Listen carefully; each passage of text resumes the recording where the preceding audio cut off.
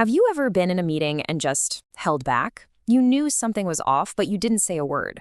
We've all been there. But what happens when that silence is more than just awkward? What happens when it's genuinely dangerous? Today, we're talking about the silence that kills, the silence that grounds shuttles, sinks ships, and puts lives on the line every single day. Okay, picture this. You're in a steel plant. A new operator sees a pressure gauge start creeping, then climbing, way up into the red zone. He looks over at the foreman, a guy who's famous for chewing people out for asking dumb questions. So what does he do? Nothing. He says nothing. In that one moment, fear wins. And this isn't some crazy, rare thing. It's an invisible risk calculation that's happening right now in hospitals, cockpits, and boardrooms all over the world. Let me make this even more real for you. Meet Christina. She's a nurse in a neonatal unit, and she's watching a senior doctor with a set of premature twins. She suddenly realizes he's completely forgotten a critical medicine. But just last week, she saw that same doctor absolutely tear into another nurse for questioning one of his orders. So she does this split-second calculation in her head. Risk personal humiliation right now, or risk a potential uncertain bad outcome for the babies later? She chooses silence. And this isn't just about junior folks being intimidated. After the Space Shuttle Columbia broke apart on re-entry, the investigation found something chilling. An engineer named Rodney Rochon knew about critical damage to the shuttle's wing, but he never spoke up in a key meeting. When they asked him why, his answer was just heartbreaking. He said, "I'm too low down, and she is way up here." He felt his place in the hierarchy made his voice worthless. His silence was a direct result of that structure. Sometimes an entire catastrophe can hinge on a single, tiny interaction. Tenerife Airport in 1977. A celebrated KLM captain, Van Santen, starts to take off in thick fog, but he doesn't have clearance. His first officer, Klaas Mears, speaks up. He says they need to wait for air traffic control, but the captain is impatient. He cuts him off with just 2 words, "We're going."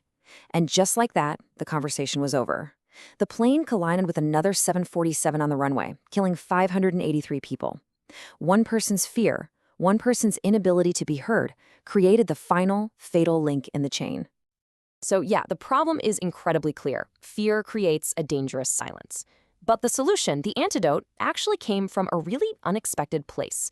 Let's turn to the work of a researcher named Amy Edmondson, who stumbled onto a puzzle that seemed to make absolutely no sense at all. So Edmondson was studying medical teams in hospitals, and her hypothesis was, well, kind of obvious, right? She figured the best teams, the ones that worked together well, were super collaborative, they would of course report the fewest mistakes. But when the data came back, she was just floored.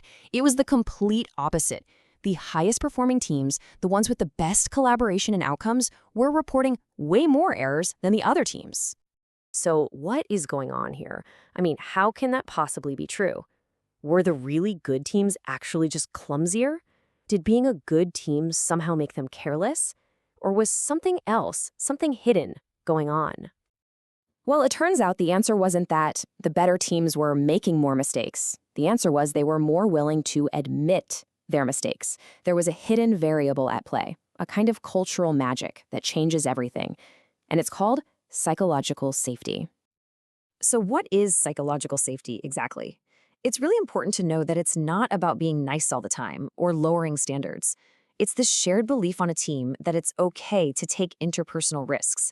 It means you feel safe enough to speak up with ideas, questions, concerns, or, yes, even mistakes, without getting shut down, humiliated, or punished. It's all about creating candor. And this is the key that unlocks that whole hospital puzzle. See, in a psychologically safe environment, that internal risk calculation completely changes. It suddenly feels okay to ask what might seem like a dumb question. It feels okay to say, "Hey, I messed up." It feels okay to challenge how things are done. Those high-performing hospital teams weren't failing more. They were just learning more because they felt safe enough to actually talk about their failures. All right, so this all sounds great, but how do you actually get there? It doesn't just happen by accident. Amy Edmondson lays out a really clear, actionable toolkit for leaders who want to build what she calls a fearless organization. It really comes down to 3 big steps. First, leaders have to set the stage. You have to frame the work as a learning journey, where nobody has all the answers and everyone's input is critical. Second, you have to actively invite participation. That means asking a lot of questions and showing a little humility. And third, and this might be the most important one, you have to respond productively. When someone does speak up, you thank them. You show appreciation, even if you disagree with the idea.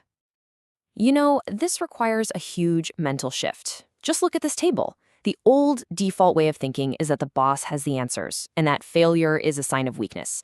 But a leader who gets this stuff reframes all of it. The boss now has questions, not just orders. The team members are contributors, not just subordinates. And failure isn't something to be ashamed of. It's a source of incredibly valuable data. It's a total game changer. So, this brings us to the final choice. It's a choice every leader, every team, and every organization has to make, whether they realize it or not. It's the choice between the quiet, comfortable illusion of silence and the sometimes messy but powerful reality of candor. And make no mistake, this isn't some soft, feel-good HR initiative.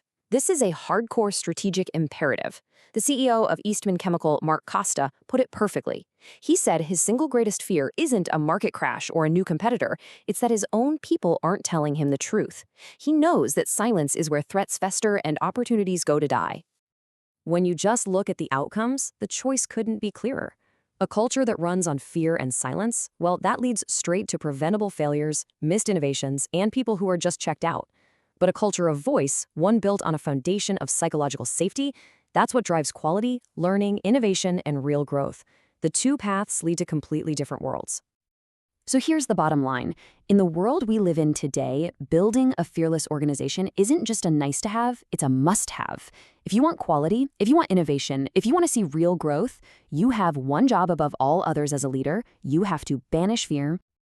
And that brings us to our final question, the one I want you to take back with you. Think about your last week at work, your last big meeting. In your workplace, what goes unsaid? And more importantly, what is that silence costing you?